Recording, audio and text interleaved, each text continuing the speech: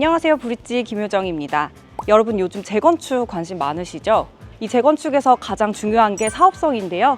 아파트를 새로 지으면서 이익이 얼마나 나느냐에 따라서 이 아파트 재건축을 할지 말지가 결정됩니다. 사업성이 너무 좋으면 조합원들이 오히려 돈을 돌려받기도 하죠. 하지만 이 사업성 때문에 조합원끼리 또는 조합과 시공사끼리 갈등이 불거지면서 이렇게 공사가 중단되는 곳도 있습니다.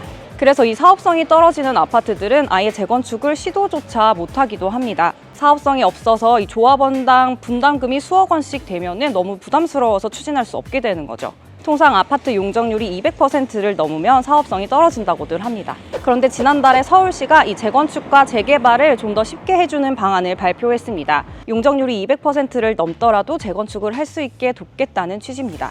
그래서 오늘은 실제로 이 방안 발표 후에 서울시에서 재건축을 추진하는 단지들은 어디가 있는지 저희가 한번 찾아가 보도록 하겠습니다.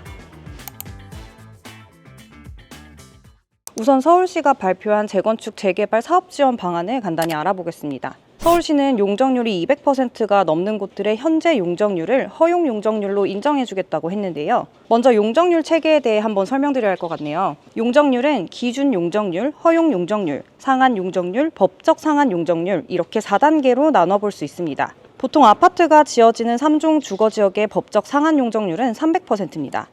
여기에 아파트를 지을 때 기준 용적률 210%를 주고요. 만약 단지 디자인을 우수하게 계획하거나 하면 20%포인트의 인센티브를 줘서 허용 용적률을 230%까지 받을 수 있습니다. 여기에 기부 체납을 하기로 하면 추가로 20%포인트의 용적률을 더 받아서 상한 용적률을 250%까지 높일 수 있고요. 또 용적률 증가분의 절반을 임대주택으로 지으면 3종 주거지역의 법적 상한 용적률인 300%를 채울 수 있습니다. 그러니까 원래 용적률이 200%가 넘는 아파트들은 재건축을 해도 이전보다 세대수를 많이 늘릴 수가 없어서 사업성이 떨어진다는 얘기입니다. 하지만 이번에 서울시가 이런 아파트들에 대해서는 지금 현재 용적률을 허용 용적률로 인정해주고 과밀 정도를 고려해 법적 상한 용적률을 1.2배까지 늘려주기로 했습니다. 3종 일반 주거지역은 그럼 360%까지 용적률이 높아진다는 거죠. 용적률이 200%대인 아파트들도 재건축에 도전할 수 있는 길이 열린 겁니다. 실제로 서울시는 서울 내 용적률이 230%가 넘는 149단지의 8만 7천 가구가 재건축에 도전할 수 있을 걸로 내다봤습니다. 또 지하철역 350m 내에 있는 역세권 지역에 대해서는 준주거 지역까지 용도 지역을 상향시켜주기로 했는데요. 준주거 지역의 최대 용적률은 500%나 되기 때문에 정비 사업을 통해 수익성을 크게 높일 수 있습니다. 다만 일자리 창출이나 노인 유아 돌봄처럼 서울시의 정책과 연계된 시설을 지어야 한다는 조건이 붙습니다. 이렇게 서울시가 방안을 발표하자마자 시장에서는 바로 반응이 일어났습니다.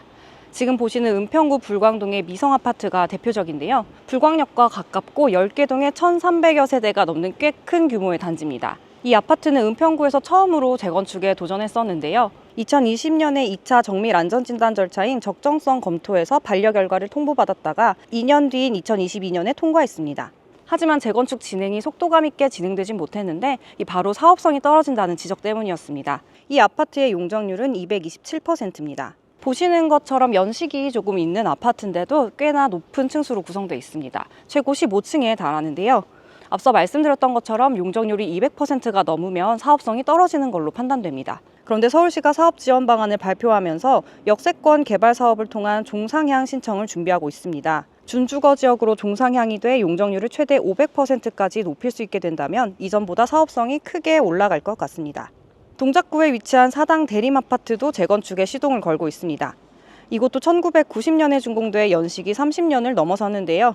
용적률이 208%여서 재건축을 추진하기 애매하다는 평가가 많았습니다. 그런데 서울시의 지원 방안 발표와 더불어 지난 총선에서 이 지역구의 나경원 당선인이 선거 공약으로 이 대림아파트의 재건축 추진을 내걸었습니다. 분위기를 타서 지난 23일에는 이 아파트의 재건축을 준비하려는 사람들이 모여 사업에 대한 논의까지 진행됐습니다.